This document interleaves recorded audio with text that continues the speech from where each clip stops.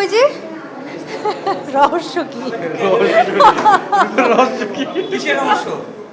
মানে কিভাবে এরকম থাকা যায় এটাই আমি জানি না। আমার তো মনে হয় আমি খুবই এভারেজ। অভিনেত্রী কুসুম শিকদার আবারও ফিরলেন স্বমহিমায়। তবে এবার কোনো নাটকের দৃশ্যপটে নয়, সামাজিক যোগাযোগ মাধ্যমে এক ঝাঁক নতুন ছবিতে রূপের শিখা ছড়িয়েছেন এই অভিনেত্রী। নাটকের পাশাপাশি চলচ্চিত্রের মাধ্যমেও দর্শকদের হৃদয় জয় করা এই সুন্দরী এবার ধরা দিলেন এমন এক অনিন্দ সুন্দর রূপে, যা দেখে নেটিজেনদের হৃদয়ে রীতিমতো বইছে মুগ্ধতার ঝড়।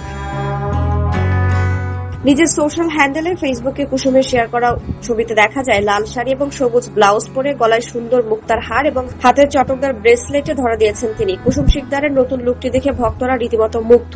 কুসুম তার অভিনয়ের নিপুণতার মাধ্যমে দর্শকদের মুগ্ধ করে আসলেও এবার এই নতুন লুকের মাধ্যমেও তিনি ভক্তদের মুগ্ধ করলেন। রহস্য আমি বলেছি, আমি সবসময় যা বলি তাই। রহস্য কি চেঞ্জ হয় 2 দিন পর পর? আমি তো বলেছি যে আমি কিছু মানে এগুলোকে আমি গুণ বলি। হ্যাঁ না, এগুলা কিচ্ছু না। আমি কিছু বিষয় নিজের মধ্যে ধারণ করি, লালন করি। যেমন আমার মধ্যে অনেক প্রেম আছে, আমার মধ্যে মুগ্ধ হওয়ার ক্ষমতা আছে। আমি খুব কৃতজ্ঞ মানুষ, এটা আমি আগেও বলেছি। আমি পারতপক্ষে মিথ্যা কথা বলি না।